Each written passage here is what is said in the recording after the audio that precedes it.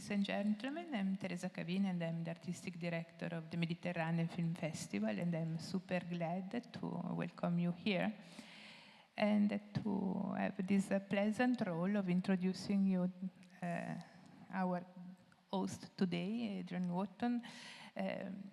I don't know, I mean, I was just jotting down a few notes about him, and the knowledge of Adrian Wootton is incredibly big and diverse. We all know here, whoever is involved in cinema knows that he has been the director of the West Bank theaters, that has been running the London Film Festival, that has been advising most important festival like Venice Film Festival. He has been advising the BFI. But less people know that he is a very, very knowledgeable expert of classic literature. He gave lectures about Shakespeare all over the world. He gave a lecture about Dickens all over the world. He has got the OBE from the hands of Queen Elizabeth because he's been one of the herald and messengers of the English culture all around the world. And hidden to the mass, but very well known by his friend, he is an incredible, passionate follower of music, pop music, from Elvis Presley, that probably is his biggest love, to David Bowie, who has been following for how many years, Adrian? 45, maybe? He's been, when David Bowie fell to earth, he was too young, but he started soon after to be in love and then to follow David Bowie. So he knows details of the professional life of David Bowie that I just found out.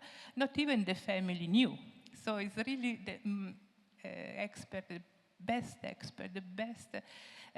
curator of David Bowie opus that we could have here with us today. So thank you so much, Adrian. Now I stop because I know if I talk about you, I can take all the hour you have to talk about David Bowie.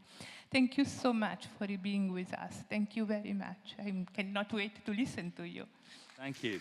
Thank you. Okay, well, thanks for coming this morning. Yes, still morning. What I'm going to do this morning is I'm going to go through and give you a quite speedy, we're here till 1, but with a speedy history of a particular element of David Bowie's career. There'll be references to the music, of course, but this is really about David Bowie's career in film and television. And what I'm going to try and do is explain in a bit more detail that relationship between the musical career, between the performance career, and between the movies and television he made, because it's probably the area of his work that people know the least about. And yet I think it had a profound relationship with everything else he did, and hopefully that will come out in the talks. I'm going to show you some clips of famous movies and less famous movies. And we're going to go through from kind of 1967 to kind of 2016 in the end. And before we get going with the history, let's just see this little montage that I put together of kind of some of David Bowie's finest film moments. So. Questions have arisen such as who is he, what is he, where did he come from, is he a creature of a foreign power, is he a creep, is he dangerous, is he smart, dumb, nice to his parents, real, put on, crazy, sane, man, woman, robot, what is this?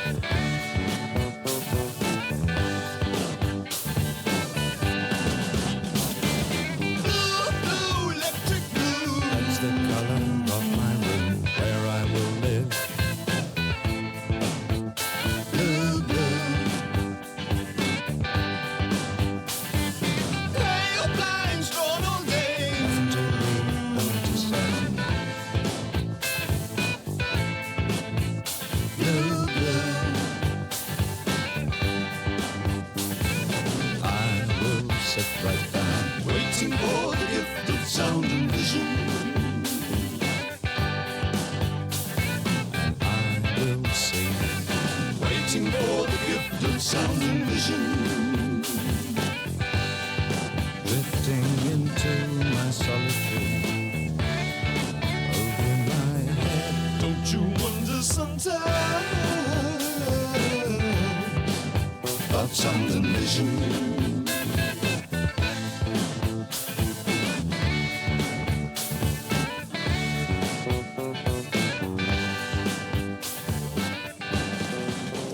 How would you like your legacy written? I'd love people to believe that I really had great haircuts. No problem there. Oh yeah? I got the photos that prove otherwise.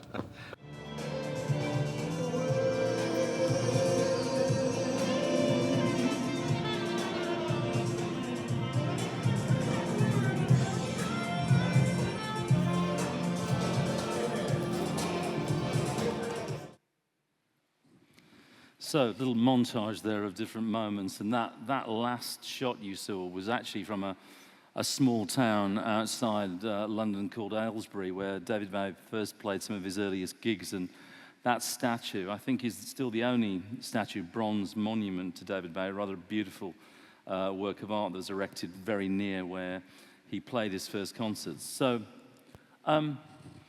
I haven't got time to go through the whole history and start at the beginning, but, you know, born in 1947 in Brixton, moved to Bromley, school, education, never really that interested in school, always obsessed with music, obsessed with performance.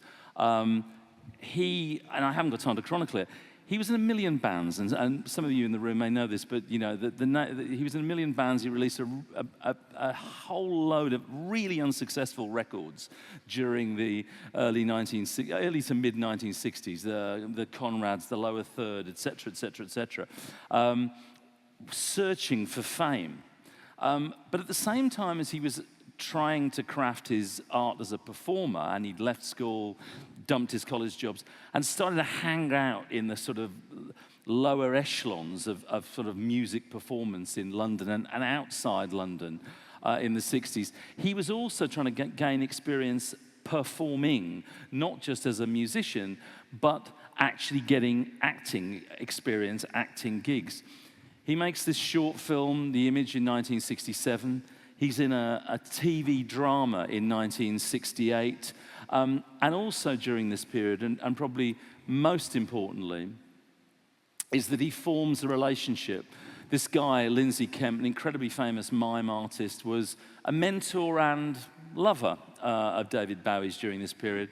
Bowie toured around, sort of basically absorbing everything he could from Kemp and learned a huge amount about performance and mime by doing performances with Kemp. And actually, there's a record, I haven't got time to show it here, there's a record of they did a live performance for the BBC in Scotland, would you believe, where Bowie is performing, but he's actually singing songs whilst Kemp is doing a mime. And that's probably the first really well-realized thing that he did that was recorded for posterity on television. Meanwhile, actually doing his performances, writing songs, going from one record deal to another, until we get to 1969 and Space Oddity, when he has his first real success. It's also the same year he's auditioning. He's auditioning for any gig he can get for acting. He knows nothing about acting. He knows a bit about mime. He's beginning to shape his stagecraft, but he doesn't really know anything about acting. And he gets a gig in this film, The Virgin Soldiers, as an uncredited extra.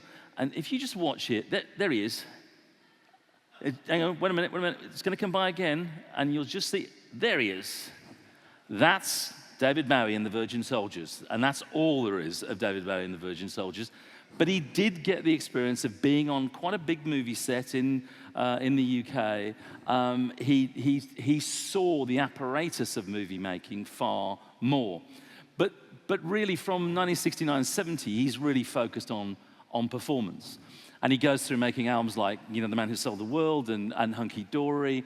And then, of course, he creates Ziggy Stardust at the end of 71, 72. And the interesting thing about the Ziggy Stardust character, his first really kind of famous character in the glam rock era, is it's absolutely channeling his love of movies. Bowie had always loved movies. He'd loved television. He was obsessed with science fiction. British television series Quatermass and the Pit. 2001 wasn't an old film 2001 is like 1969, 1970. But he loved films like Fritz Lang's Metropolis. And he basically, like a magpie, grabbed the look and the style of those films. And when he recruited his band, the Spiders from Mars, Mick Ronson, Woody Woodmansey, and Trevor Bolder, he basically schooled them in what he wanted them to wear, what he wanted them to look like. And he showed them 2001, and he showed them Metropolis and said, this is what the world I'm going to try and create with Ziggy. That's what I'm going to write about the near future. I'm going to write about a science fiction near future. And these are the movies that are the inspiration. So movies from the very beginning of his first flush of stardom were a direct visual and thematic influence of his work. Also, the interesting thing about this is that, Ziggy Stardust he made deliberately very short-lived. The band and the image, the album, then followed by Light Insane, didn't last until beyond 1973. And he decided to kill off the character in 1973 at a famous concert in London at the Hammersmith Odeon. And his management decided it'd be a great idea to film it all for posterity and brought in a legendary director, a legendary American director called D.A. Pennebaker. Pennebaker had changed rock music history in documentary by making a seminal documentary called Don't Look Back in 1967 with Bob Dylan. He'd done Monterey Pop, filming Jimi Hendrix. He'd done all of these movies which really captured rock music properly on screen, properly for the first time. So Pennebaker was a perfect choice to film Ziggy. But Pennebaker was really hampered massively because he was told at the last minute they were going to film this concert. He was given no setup or rehearsal time. He didn't know how long they were going to play for. He didn't know that Bowie was going to kill off Ziggy Stardust on stage that night. And they had to set the lights up, set the sound recording up, set the cameras up pretty much a few hours before Bowie played the concert. So it was a train wreck. It was incredibly hot, incredibly dark. They had inadequate lighting. In fact, they could have done with some of the lighting we got here at the minute. But it was incredibly hot, incredibly dark, loud but messy. And Pennebaker was in the middle of this. Oh, yeah, this guy's going to come on stage. Oh, then David's going to kill off the character. And oh, Jeff Beck's playing with him. The whole thing was just completely insane. But Pennebaker somehow managed to film it. He filmed it, and it was filmed in 1973. But it was a mess. Bowie had killed the character off and caught a plane to LA to continue his journey in La La Land and was interested in Hollywood and was interested in cracking America. And so the film sort of languished. And Pennebaker kept on saying to Bowie and Bowie's management, we should get this out, we should get this out. Didn't happen. Film was finally, like 6 years later, given a screening in the Edinburgh Film Festival in Scotland in 1979. But it wasn't until another 3 years later, so 10 years after it had been made, that Bowie was persuaded to allow an edit of it to be released. And the film is messy. It's messy technically. It doesn't sound... They've done a 50th anniversary reissue, which is a lot better. It's messy in terms of sound and image, but it preserves for the first time, properly, David Bowie, the performer, David Bowie, the iconic musician with an iconic character. And let's just see, I'm just going to show you a tiny bit of one brilliant moment from the Ziggy Stardust documentary, which hopefully encapsulates what I mean.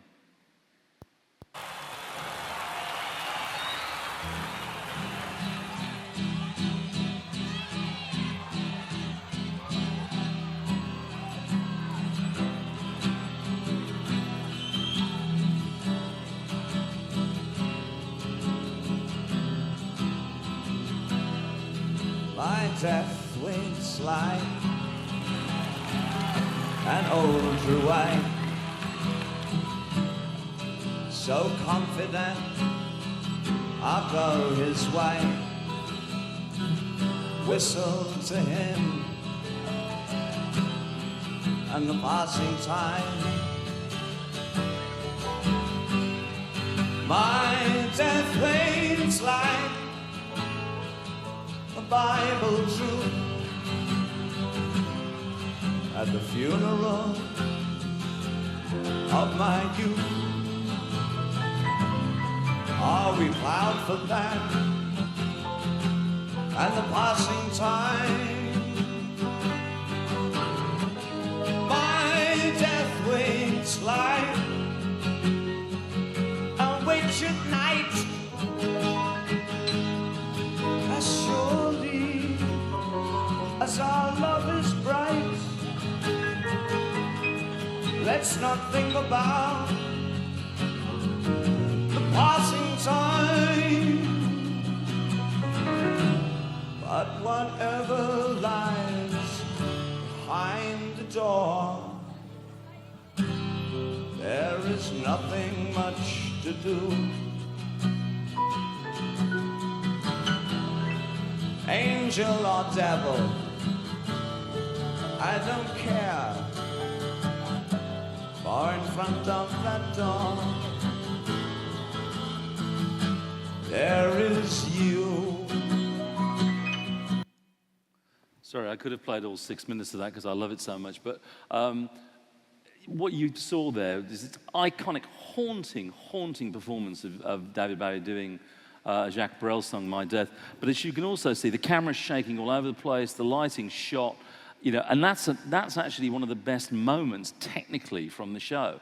So there's that kind of contradiction about you've got this incredible event, you know, preserved in history, but preserved in a kind of messy way. But that's the first feature-length thing that we ever got to see with David Bowie. Anyway, he hops on a plane to America. He comes back and does something quite weird. The first time he actually really does a television thing himself, he comes back and reprises Ziggy for this weird show that was filmed in the Marquee Club in London, but just for American television. It's one of these very weird things that you can see it just about on a bootleg, but it was never released commercially. It was never released in the UK. It was only ever shown in the States.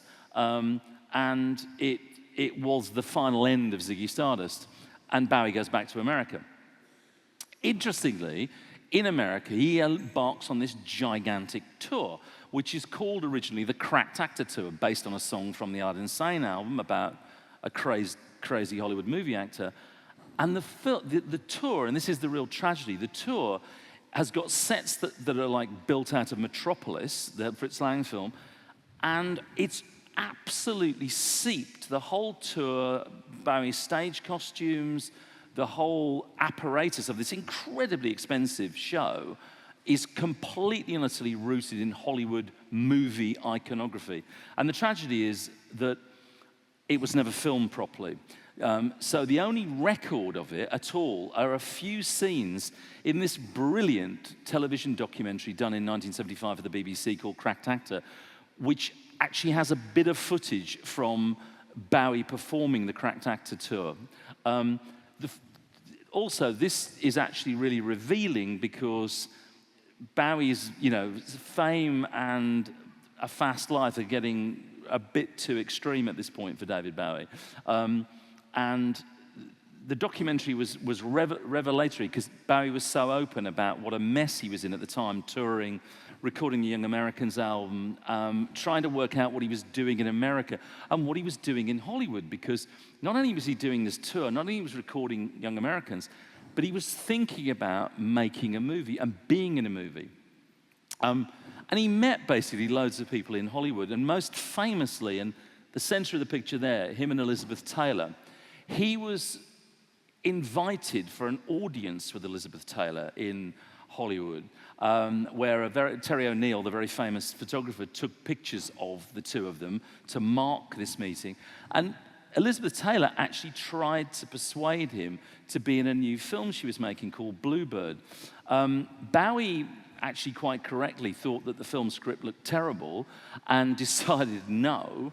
And Elizabeth Taylor was a little bit upset. So these photographs are the only ones that we have in the recorded history of David hanging out with Liz.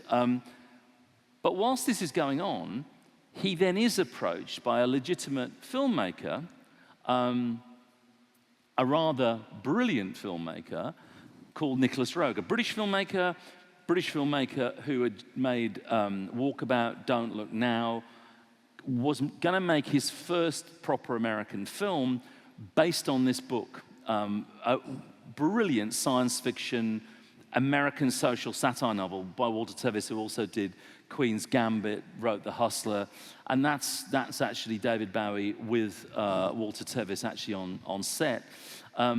Nicholas Roeg approached Bowie with a script written by a British writer called Paul Maelsberg, who years later would write the script for Bowie's Merry Christmas, Mr. Lawrence. And he pitched it to Bowie in Bowie's rented Hollywood Hills home, and Bowie said, okay. And then Nicholas Roeg said to him, there's only one thing, David. If you're in the movie, you have to be clean and not on coke every day when we're shooting in New Mexico. And Bowie promised to stay clean during the production. Roeg also, though, was very manipulative, because this is a story of an alien coming to the US to try and bring water back to his drought-ridden planet. And the alien, Thomas Newton is the character, has to be paranoid and otherworldly. Well, Roeg had seen Bowie as Ziggy. He'd seen the documentary about Cracked Actor and thought Bowie's persona would fit it perfectly. But he also wanted him to be really, really paranoid, isolated, and worried on set. And so he went around making Bowie even more paranoid than he was in the first place. Roeg at the time was actually in a relationship with a co-star of the film, Candy Clark, and basically on set he wouldn't talk to Bowie. He would only talk to Candy Clark. He would ignore Bowie, which made Bowie even more paranoid and kind of upset, which Roeg loved because it was perfect for the role. I don't think he'd be allowed to get away with that now in terms of actually treating a kind of star. But notwithstanding that, Bowie was really very, very assiduous. For the most part, he did stay healthy during the production, which was pretty arduous. And he was very, very, very dedicated.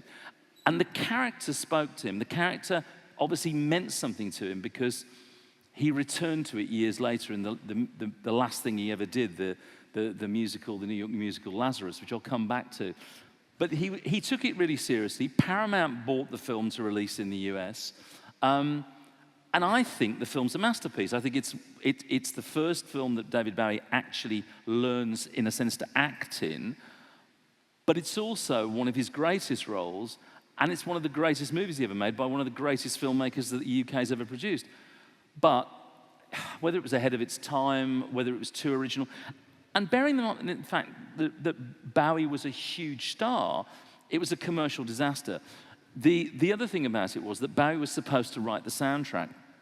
But though he played around with different forms of instrumental music, he couldn't finish the soundtrack. There was too much else going on in his life, with him trying to record an album as well as make this. And so actually the soundtrack was done by someone else. And the music that Bowie actually recorded for the soundtrack was then used on side 2 of the album he made a few years later, Low. The instrumentals on there actually were originally demoed for this film. I think it's an incredible satire. The film really took years and years and years and years to get its due.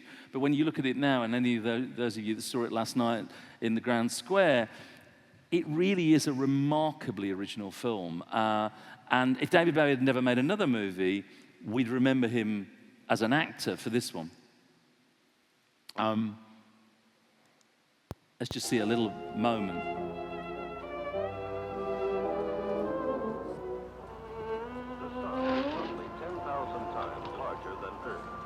I'm rather glad you're leaving tonight.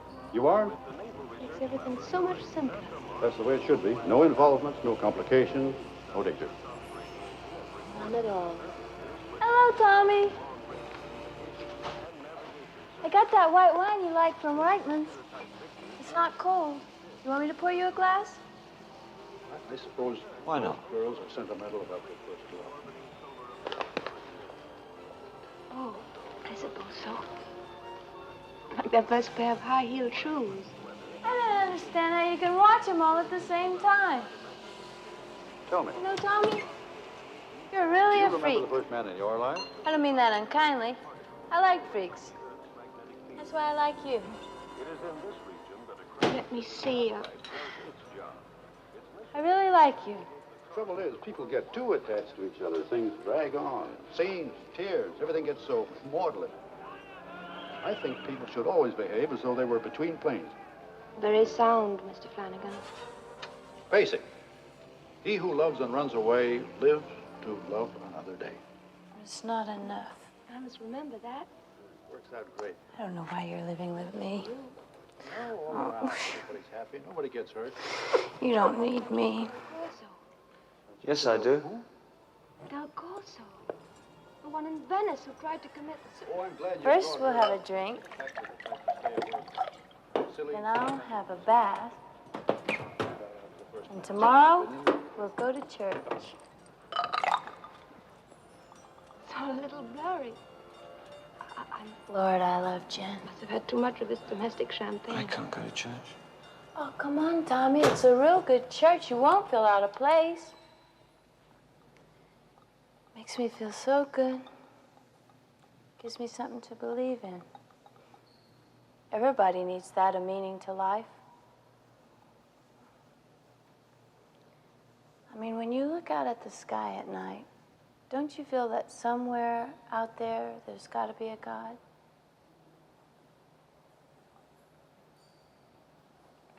There's got to be.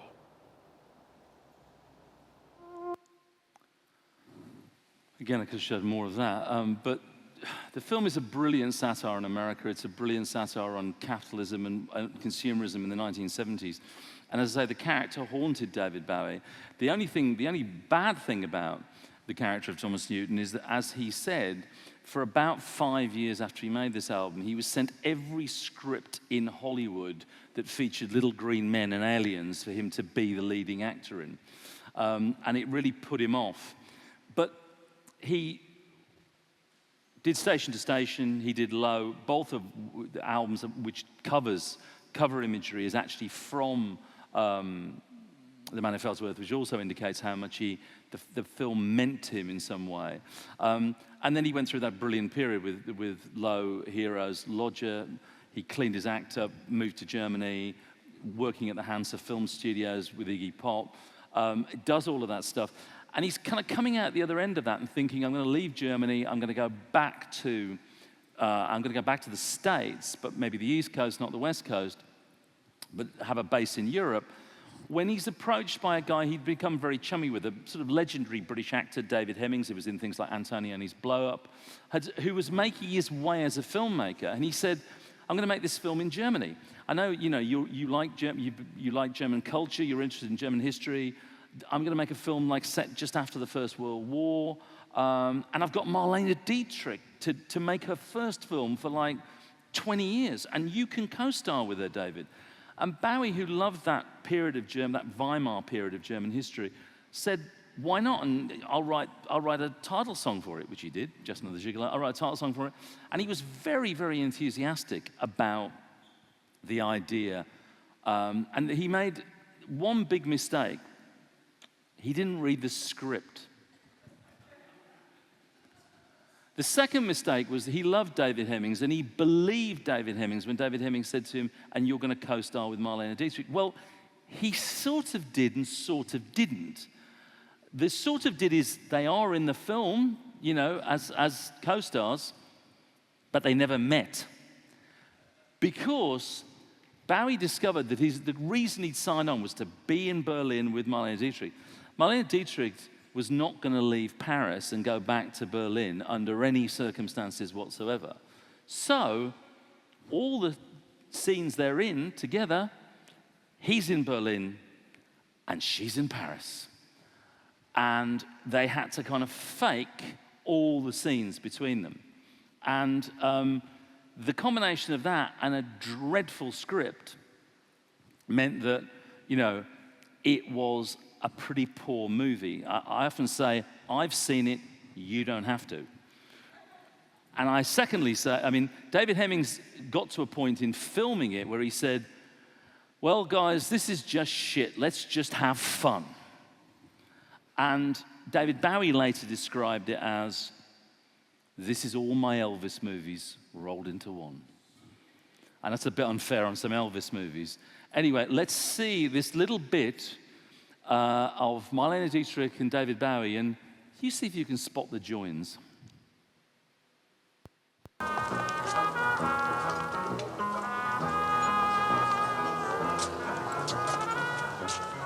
Excuse me. The Baroness would like to see you. Excuse me.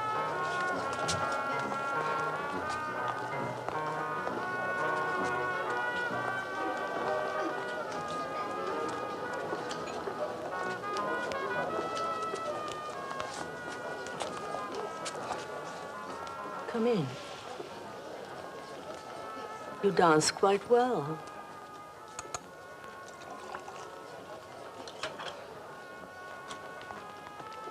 Champagne?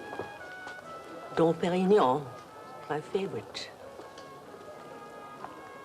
Dancing, music, champagne.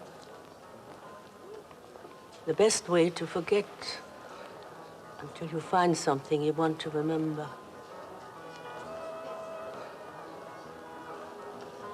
Have you got a military education? Yes, my father was Colonel von Bushkowski. Any other credentials? Languages? There's one thing I don't like. Poor fantasy in speech. It lacks charm. And you don't seem to lack anything.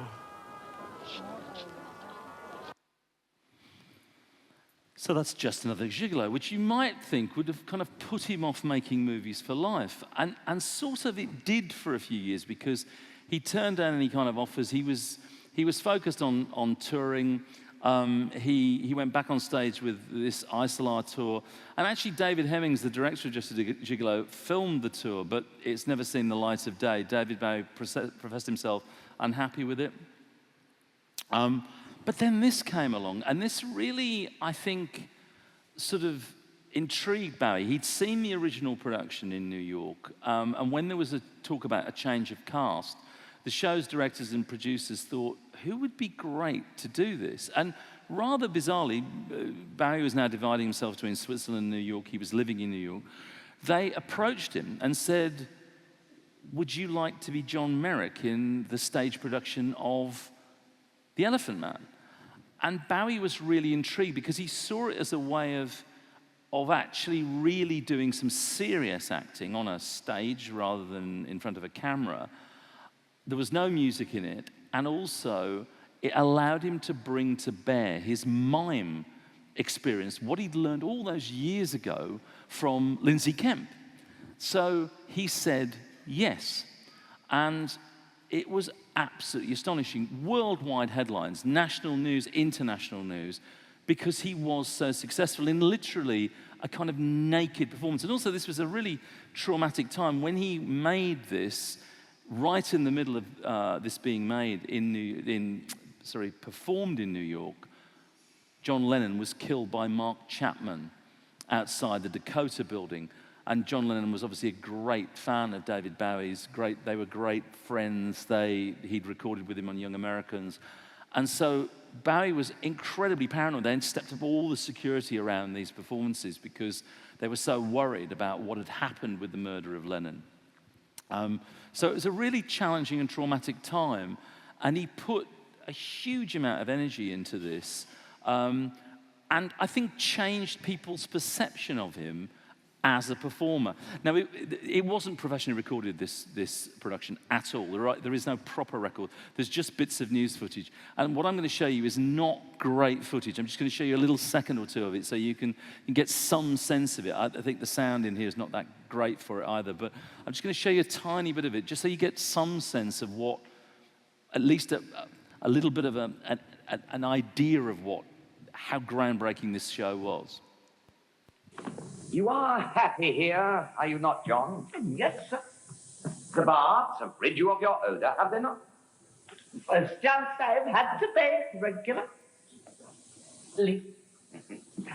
3 meals a day delivered to your room? Yes, sir. Ah, this is your promised land, is it not? Roof, food, care, protection. Well, is it not? Right, Mr. Dreeps. I'll bet you don't know what to call this. No, sir, I don't. You call it home.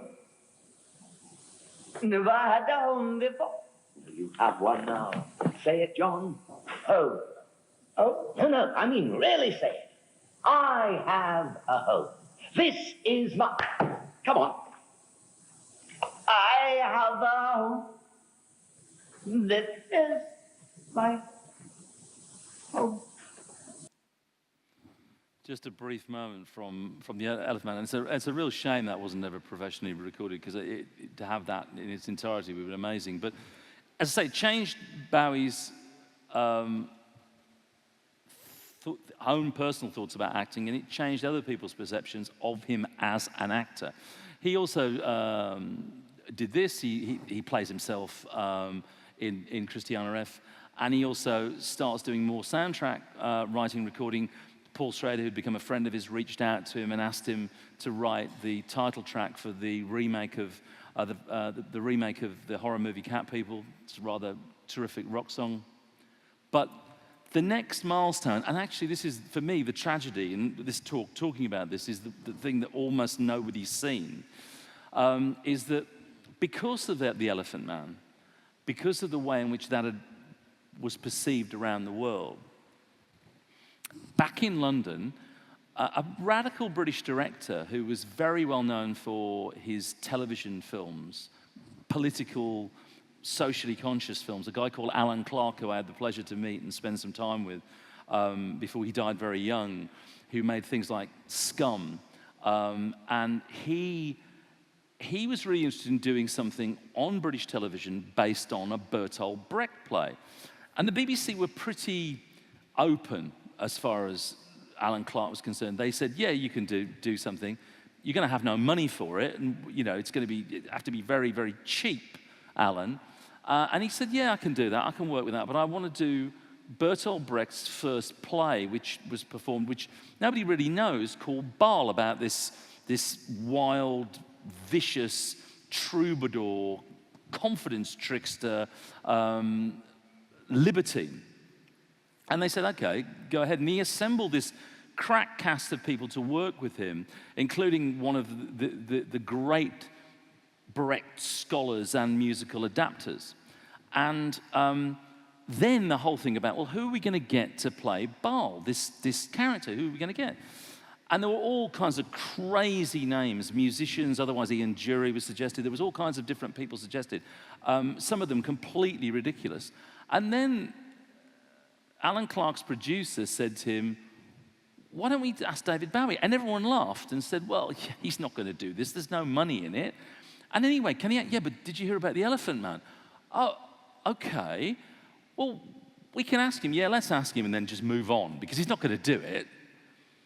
And they flew to Switzerland, where he was living, with the script and the ideas, the adaptation, and was shocked, because David Bowie knew everything about the play, everything about Brecht and the songs, and they were stunned by his knowledge and his enthusiasm, shocked. And they said, well, will you do it? And he was like preparing to record what was going to be his next album. He was moving from his record contract. It was quite a complicated time for Bowie. And he said, well, I've only got a few weeks. And they said, well, all we need is a few weeks. It's a week's rehearsal, and it's a week's shooting. And he went, okay, you work with my dates, I'll learn the script and the songs and fly into London. And that's what happened. this is Brecht, obviously. This is the legendary and rather wonderful Alan Clark. And Clark was determined to shoot the film in a Brechtian fashion, from long sequences, split screen, using all the kind of methodology and theory of Brecht. I mean, the BBC were frankly horrified about the prospect of what he was doing. But once he told them they got David Bowie, they kind of went, well, we got David Bowie. David Bowie's never appeared on British television, not since the film we never heard of from the 1960s. They put him on the cover of the big magazine, the Radio Times. They put it as a major, major attraction. In fact, they postponed its transmission so that it had a massive slot on its own. Bowie flew in, and he had a week's rehearsal in a grotty warehouse in a place called Acton, just on the outskirts of London. And again, the team were pretty much astonished because he knew every line of the play, everyone else's line of the play.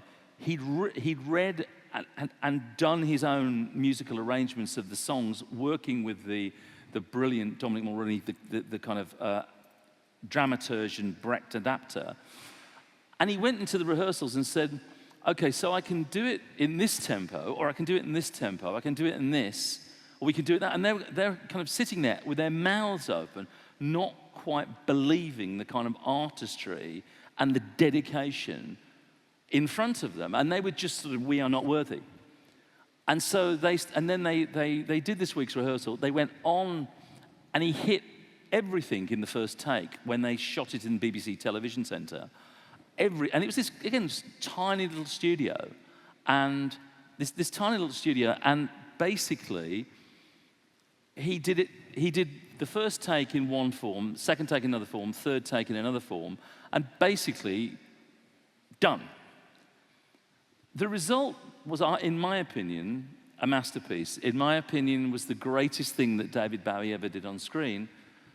But it was shown once on British television, and then was shown a few months again, and then nobody saw it for 25 years. And in fact, it only appeared on a DVD release, a box set of Alan Clark's work, about 8 years ago. So almost no one's seen this. As far as I know, it was never released in Europe. It was never screened in the US. And we did a big retrospective of David Bowie at the British Film Institute, where I screened it and talked about it. And people were amazed because it does show David Bowie giving one of the most committed, detailed performances of his career in a wonderful, wonderful original thing. And when it was screened, it got very mixed reviews.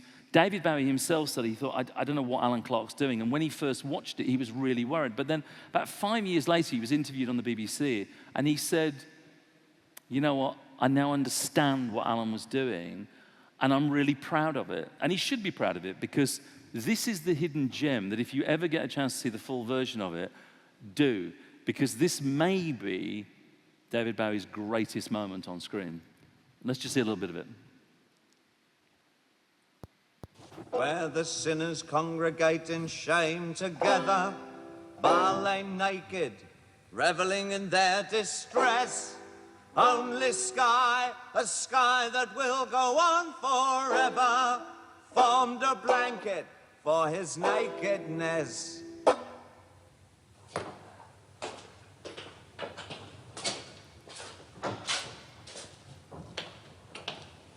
Our planet is full of animals eating up its plants.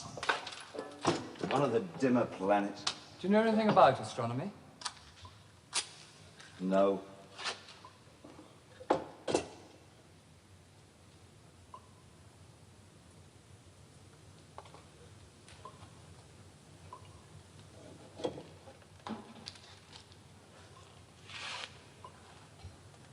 There's a girl I love.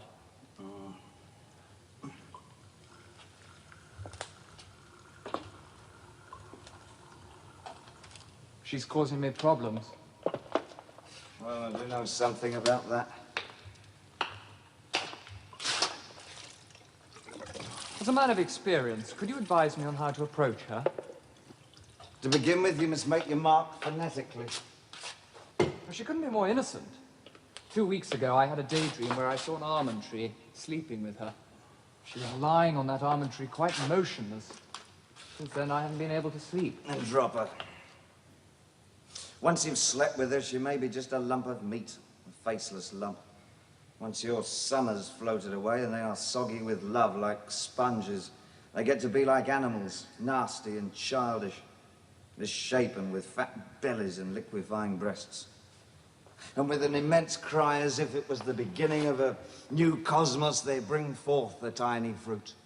This they spew out in pain, who once had sucked it in pleasure. Did she enjoy love in your dream? Yes. Love is like when you scalp an orange so the juice spurts into your teeth.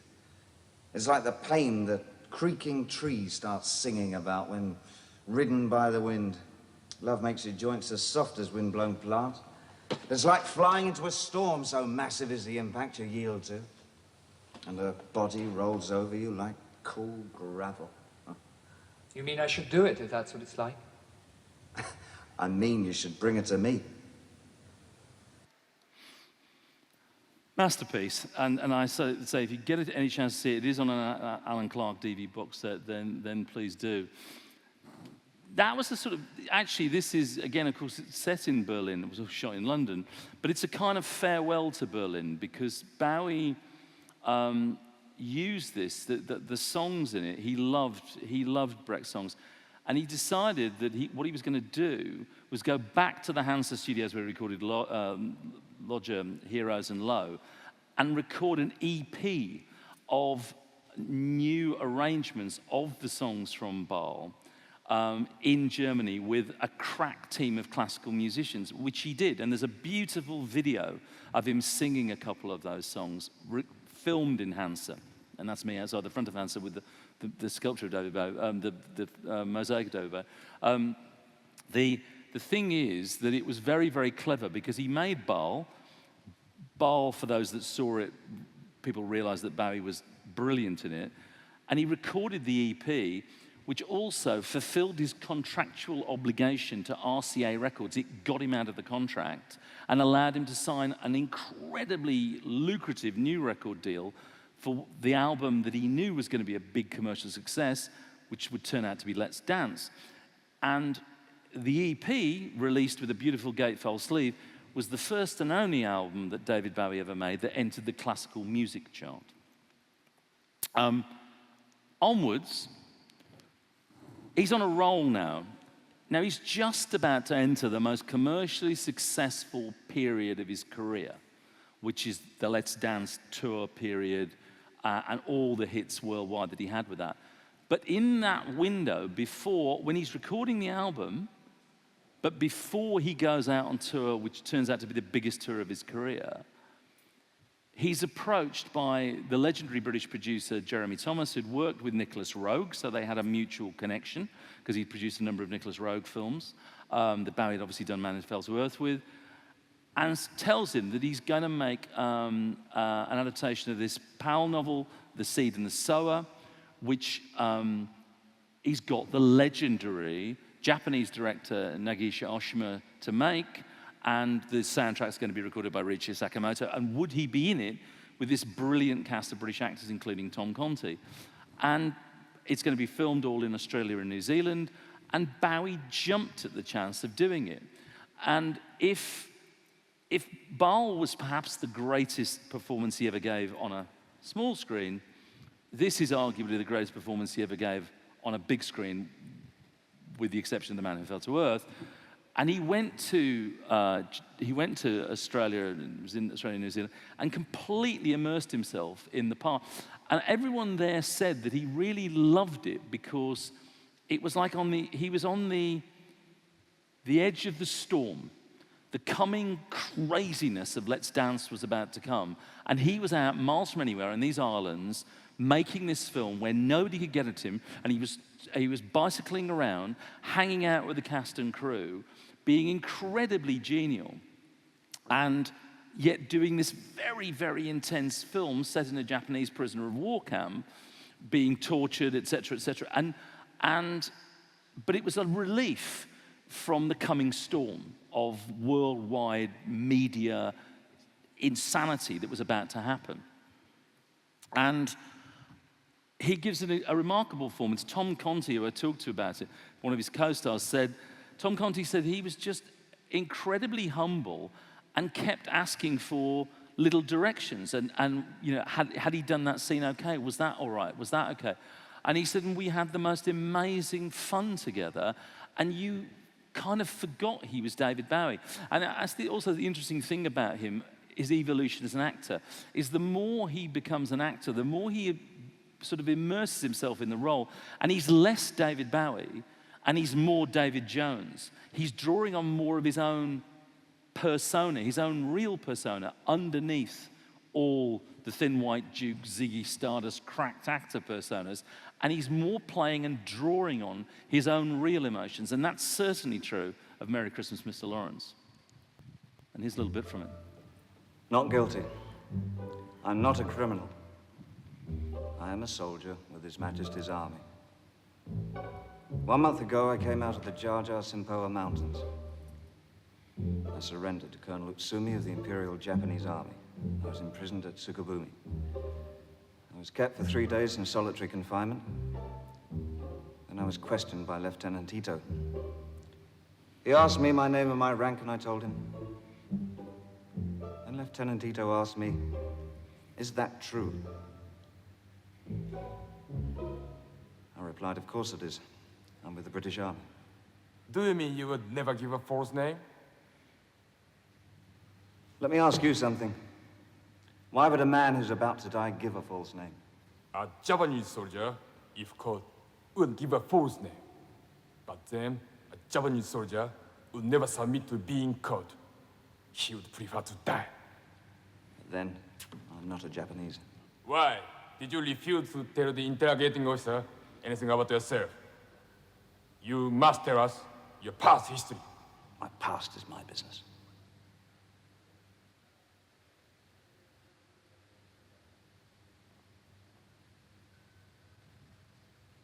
What was your reason for giving yourself up? You've just read it, haven't you? Your men said they'd kill the villagers if I didn't give myself up.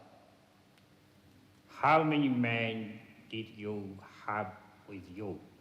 None. Liar! I'm not a liar! I had 4 men with me when I attacked the transport column, but they were killed in action, therefore I was on my own. We know you led a group of native soldiers. We are bound to find them sooner or later. Why don't you confess your crime? I've never led natives. Look, why don't I have a defense counsel? Exactly what kind of trial are you giving me? Oh, there's much more, and the sort of psychological complexity of the character is revealed as the film goes on, and I think Bowie does an amazing job in it. At this moment, he could have actually had a lot more. I mean, the film was shown in Cannes, the film was actually very well reviewed, his performance was very well reviewed, but this juggernaut swept everything away, and film became just something that he tried to fit in with other things at this point, because interestingly, he did use some of the crew from Merry Christmas, Mr. Lawrence to shoot the videos for Let's Dance in Australia and New Zealand. But as I say, all consuming 83, 86 was just, and it's amazing he managed to do any movies at all during this period because of what else was going on in his life. He also recorded this brilliant, brilliant song with Pat Metheny, the jazz guitarist, for the film This Is Not America. The film The Falcon and the Snowman, called This Is Not America, which is one of his greatest songs that he recorded, again, as a favor to the filmmakers. Well, that's Tony Visconti, who worked with him his whole life as a record producer, and that's one of the guys that worked with him as a music producer. And then probably this guy, in film terms, apart from working with Oshima and Alan Clark and working with Nick Rogue, the person he worked with most in his career on film and in music was this guy, Julian Temple. And, you know, Bowie's in the midst of this huge success. He's kind of come off the back of the Let's Dance tour, everything, millions and millions of record sales. And the British film industry is going through a weird time. British film industry's had this big success with Chariots of Fire in 1981. There's all kinds of stuff going on. And there's a big film company in Britain called Goldcrest, which is trying to make movies to rival the Americans, and they're investing a lot of other people's money in movies. And they decide that one of the films they want to make is a big British movie musical with contemporary music. It's at this point in history, it's the MTV video generation. All music is synced to videos. Videos are selling records more than the records themselves. And they decide to make something that sort of relates to that generation. And somebody comes up with the idea of adapting a famous British novel, which is set in the 50s and about rock and roll and jazz, actually, by a guy called Colin McKinnon. It's called Absolute Beginners. And they decide to invest quite a lot of money. Well, a lot of money in Britain at that time. The film's got something like a £5 million budget, which Goldcrest, the film company, is putting up £3 million of it. And they appoint Julian, who'd worked with David Bowie on other videos and had worked with the Kinks and the Rolling Stones, to be the director. And there's a group of producers, Al Clark Brown, Stephen Woolley brought in. The finances are very complicated.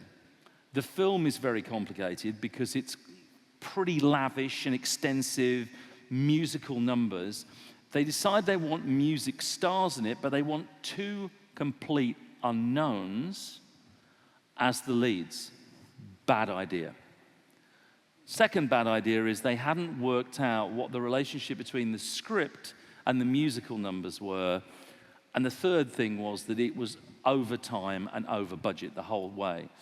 And Julian was struggling with fights amongst the producers over money. The fact that the leading actors, Patsy Kensit and the other guy, co-star, really, Eddie O'Connell and Patsy Kensit didn't like each other at all. There was no chemistry between them. And there was just battles on set. It was shot at Pinewood and Shepperton Studios just outside London. And really, the saving grace of this film was actually David Bowie. David was a friend of Julian's. He was brought in as a kind of unofficial producer. And Bowie saw this not as his opportunity to do an Elvis movie, but to do a Sinatra movie. This was his opportunity to become a mainstream entertainer, to sing and dance in a movie.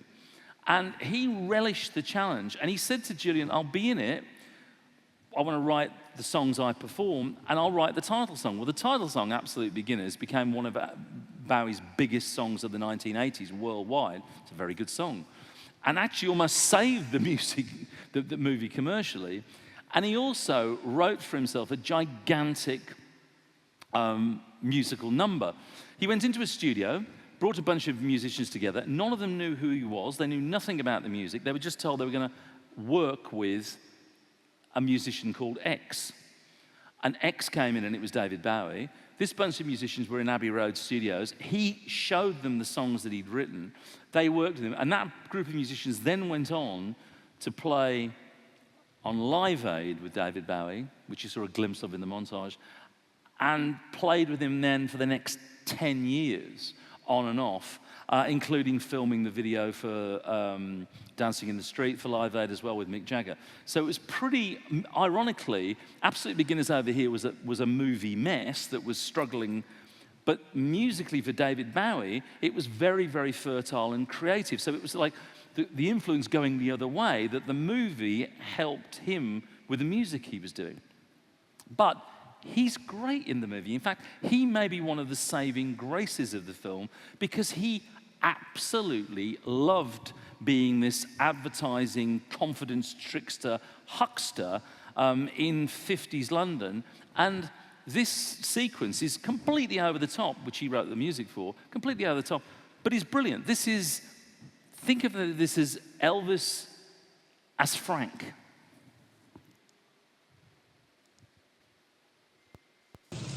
Right, boy. You land on his feet. Hey, ease up. Hello, trade wind. Jump in. Close shave, Colin. City's full of people, kid. People looking for rainbows, Colin. cantare. Oh, but I've been looking for you.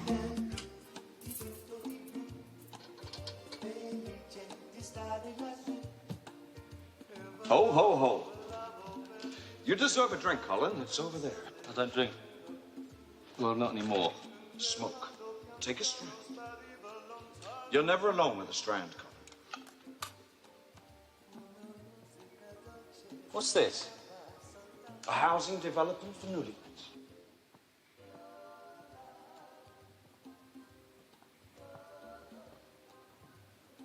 It's lovely. No, it's not, son. It's horrible. But it's lucrative. Which brings us back to you. I've been looking at your photographs. You are talented. Smile. But you're wasting your time.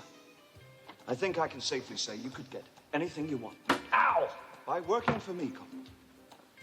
What, and selling things to people who don't want them? Never things, Colin. We don't sell things. We sell dreams. Rich! Dazzling! Radiant! Fresh! King size!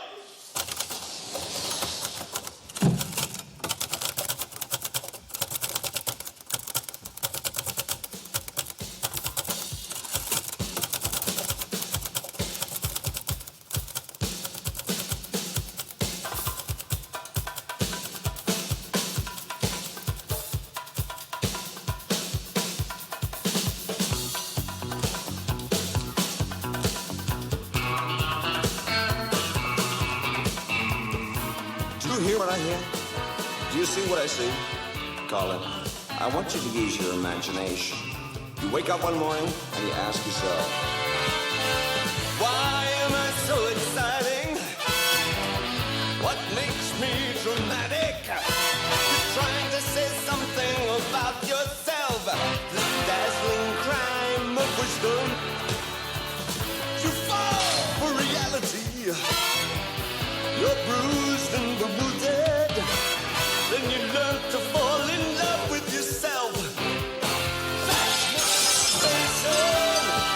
You raise yourself high, presenting your soul. You step from the shadows, you hear the command, an image to dream. You tremble permission. Tomorrow's rewards blur the skies of today.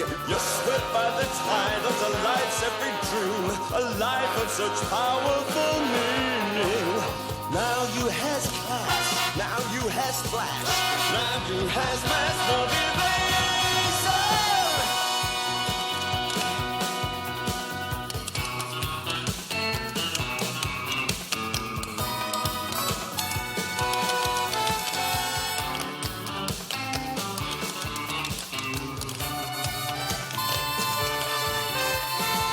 Here's an image I can recommend. Here's a product you will die for. Here's a nightmare that will never end. Get you fired up, burning till you go, go, go, go. You know you got something. You know you got style. We don't take much, just a little bit. That's motivation. Welcome to the world of your dreams, Colin, where you can do whatever you want. Commit horrible sins and get away with it. Lust. Gluttony. Pride. Anger. Sloth. Avarice. And jealousy.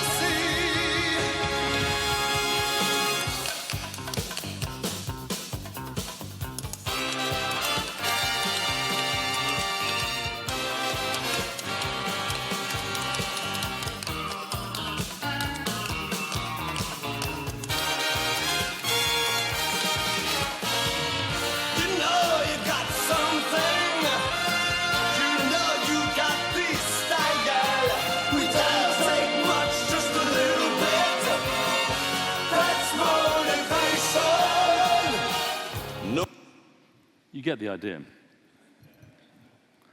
Bowie learned to tap dance just for that sequence. And you can see the amount of time and energy they took in all of those setups.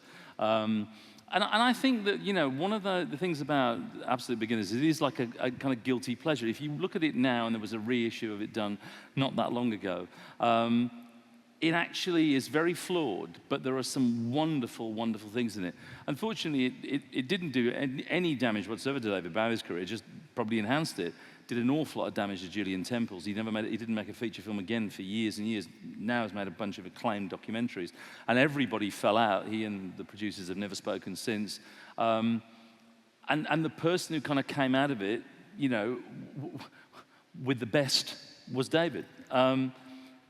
And then, I can't say from the sublime to the ridiculous, it could be from the ridiculous to the sublime, is that he wanted to be Frank Sinatra for a movie, and then I think he wanted to be kind of like a children's entertainer for a movie. It intrigued him. He was pitched the idea by the guys that invented the Muppets about being the star, the evil Goblin King of a movie called Labyrinth. And Bowie was really, really intrigued. Again, he only had a certain limited amount of time to do this, but he loved the idea of working with the Muppet characters. This was incredibly ambitious. Bear in mind, this is before VFX, before visual effects, digital effects, computer effects. This is all mechanical puppets. And it's all shot, again, in London, on sound stages. And Bowie was incredibly good-natured about it because he thought the whole thing was fun and funny, but it was an absolute nightmare because the puppets kept blowing up and breaking down and their gears kept shredding and things would just go wrong all the time while he was making this film. And he, again, was involved with all the songs and a whole bunch of songs that were thematically appropriate for this sort of children fantasy epic. And he really relished the challenge. The thing is that it was a children's family film, and the costume makers had obviously decided to make him as sexy and as dangerous as they possibly could. And the thing is that apart from all the time with the mechanical problems with the puppets, was that they started to get very worried about David Bowie's costume, and particularly around his trousers and his codpiece. And there was a lot of conversations about the size of David Bowie's codpiece, to the extent where they had to redesign the costume and shrink the codpiece because they thought it wasn't going to get through the censors. And I think you can see there's a couple of continuity issues where if you're looking at the film, you can see that the codpiece enlarges and then shrinks in particular shots. But he had an enormous amount of fun. And the film was not a huge commercial success, but became a cult children's classic. And I know so many people, younger than me, so many people who went to see that film when it first came out and loved it forever. And here's just a little moment from it I think we've got.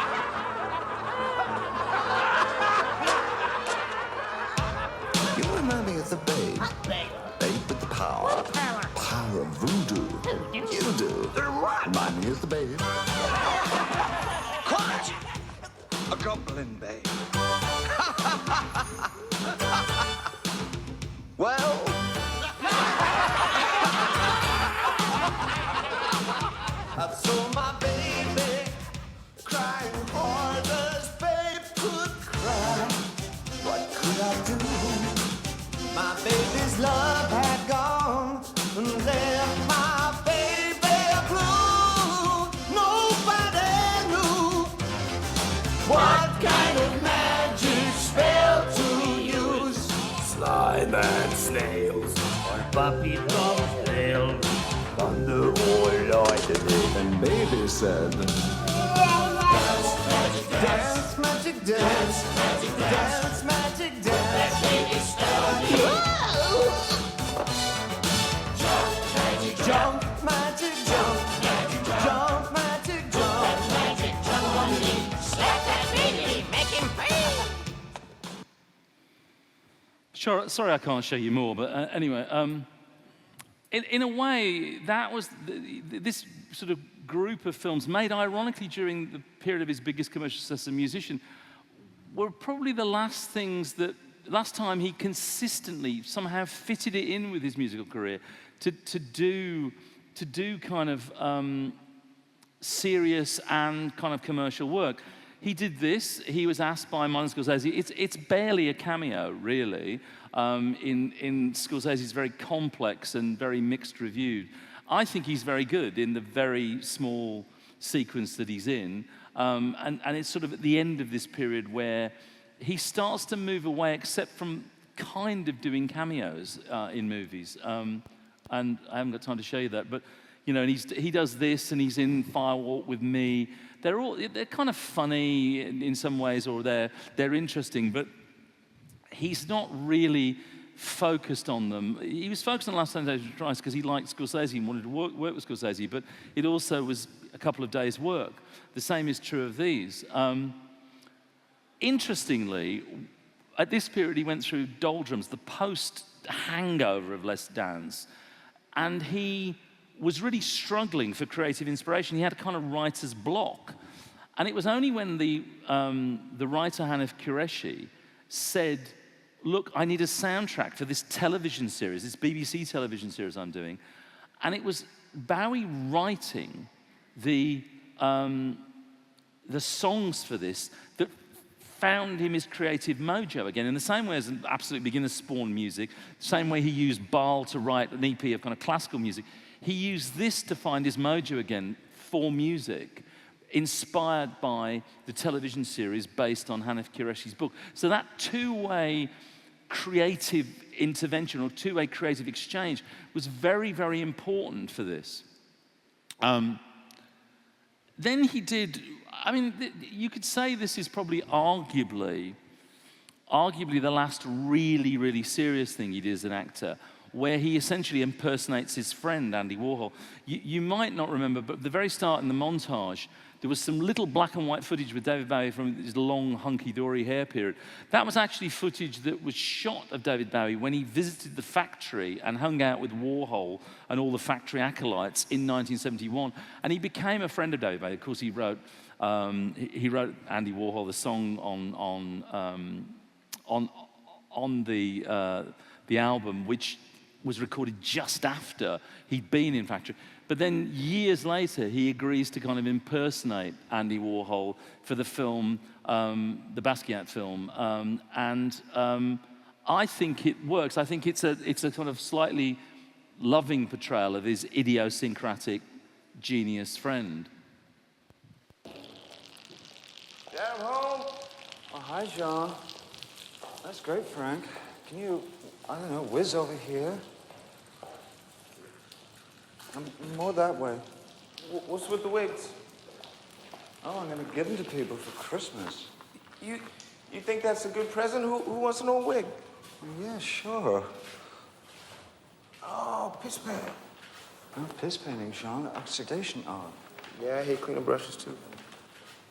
I'm going to do some more of these. Frank's been drinking this great Mexican beer, and it makes it go this great green. Why don't you paint on him yourself? I don't like beer. And then there's sort of these cameos, basically. You know, he does bits and pieces in these, and they're kind of amusing, but they're just little stopgaps whilst he's thinking about musical direction and he's doing other things.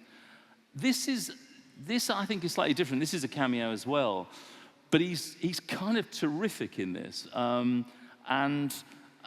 Christopher Nolan played to Bowie's charisma in The Prestige, and for me, this sort of draws, this is almost like the last time I think David Bowie really took acting on screen really seriously.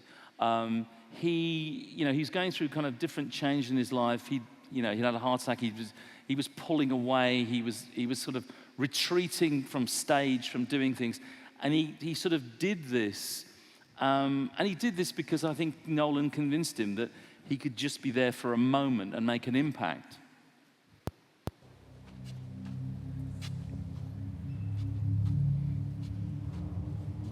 February 8th, 1899. Today, finally, a breakthrough. Tesla's agreed to see me.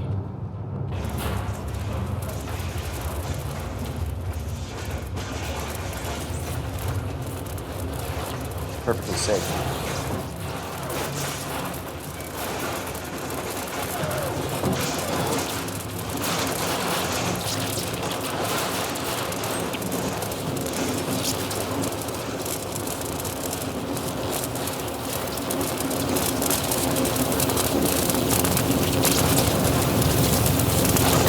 So, this is the great Denton. What an entrance. I haven't got time to talk much more. I mean, he gave, his voice to animated character on one side, and then he does this, and this is almost like a farewell to film and television in a way, by agreeing to appear in the comedy show Extras, and does this little cameo, which I think knocked everybody out. And running out of time, but I can't help but show you this, just because it shows one of the great things about David Bowie, and it comes across on screen. I don't know whether it came across on stage, but it certainly came across on pretty much everything he ever did from Man Who Fell to Earth, is that David Bowie had an incredible sense of humor. He loved Monty Python, he loved the Goons, and he tried to put it to use whenever he got an opportunity. Let's go and sit next to David Bowie. He's not getting any hassle. I'll go and just sit next to him. Oh, come on, we're just going to speak to him. I don't know him, do I? Excuse me. What are you doing? Excuse me. Mr. Bowie, can I just say that we are both very big fans. I can't hear you, love. Come over here. I'll jump up that window. Thank you. Hi. Hi. We were just saying that I'm an entertainer too. Oh, yeah? What do you do? I'm in a sitcom. It's called When the Whistle Blows. Have you seen it? I haven't, no. Is it any good? Nice shit. Oh, just riffraff everywhere. Not going down too well, huh? It's getting 6 million viewers. I mean, it's not exactly how I meant it to be, because the BBC have interfered and sort of chased ratings and made it the lowest common denominator sort of comedy, sort of catchphrases and wigs. And I think I've sold out, to be honest, but yeah, it's difficult, isn't it, to keep your integrity when you're going for that first. Little fat man who sold his soul. The little fat man who sold his dream. Chubby little loser. Chubby little loser. National joke. No, not chubby little loser. No. Pathetic little fat man. No one's bloody laughing. The clown that no one laughs at. They all just wish he died. He's so depressed at being useless. The fat man takes his own life. No. He's so depressed at being hated. Fatty takes his own life. Fatso. Fatso, I like that. Yeah, let's go with Fatso. Fatso takes his own life. He blows his bloated face off. No. He blows his stupid brains out. But the twat probably miss. Yes, Linda, I like that. Yeah, so do I. It's brilliant, Linda. He sold his soul for a shot at fame. Catchphrase and wig and the jokes are lame. He's got no style. He's got no grace. He's banal and facile. He's a fat waste of space. Yeah. Everybody sing that last line. 1, 2, 3. He's banal and facile. He's a fat waste of space. See his pop-nosed face. Pop. Again. See his pop-nosed face. Yeah. Pop. Again. See his pop-nosed face.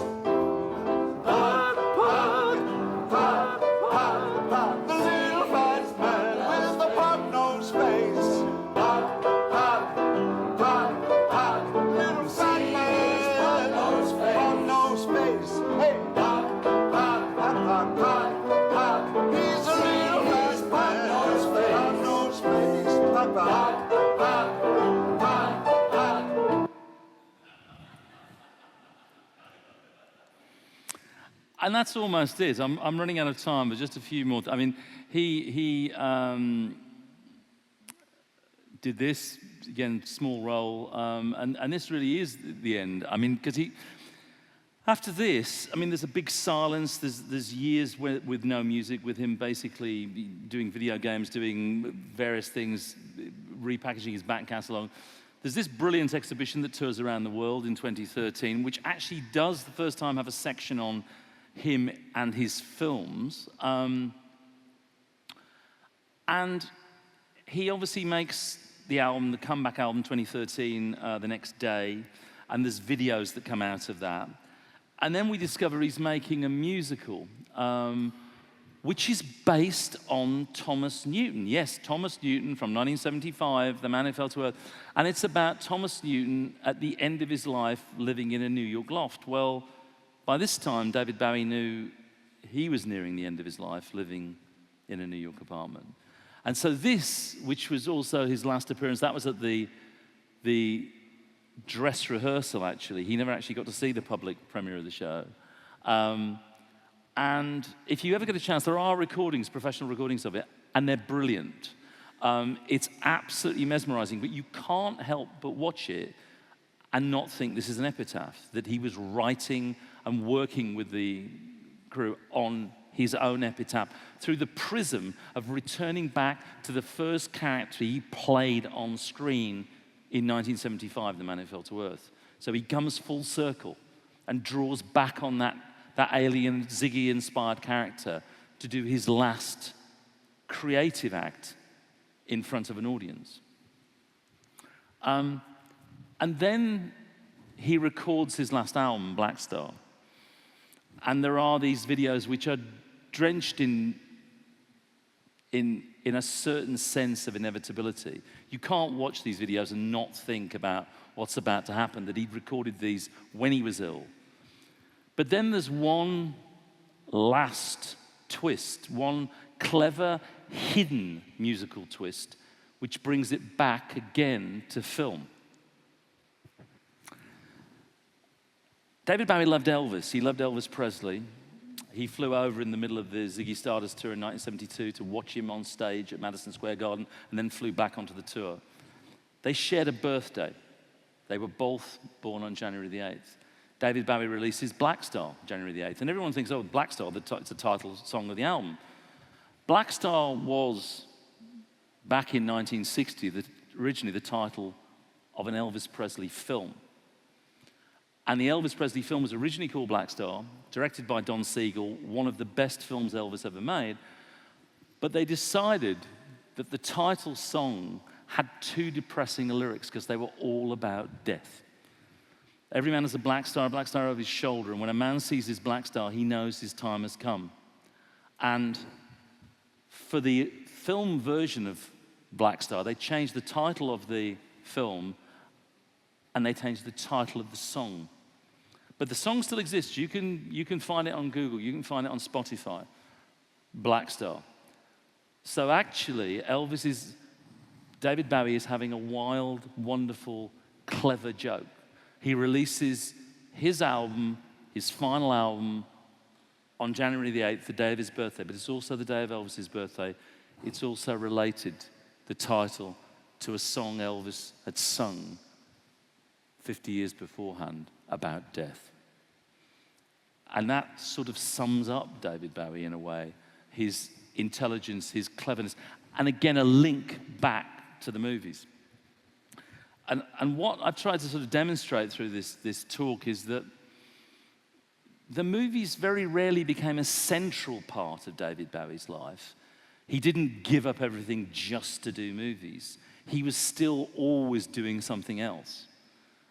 But they were an important part of his life. He took them seriously, and certainly the feature films he starred in, he took very seriously. And a couple of television things, Baal particularly, he took very seriously.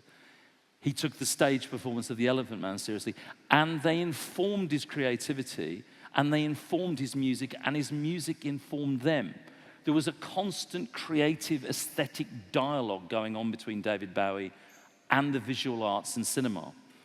And at their best, those movies are absolutely deserving of recognition and revisiting, reviewing.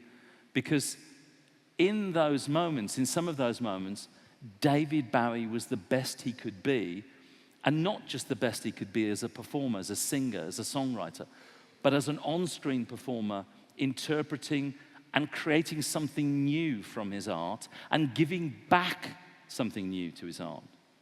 That's why David Bowie on film, for me, is a very, very important part of his career and something to be celebrated and recognized. Thank you very much.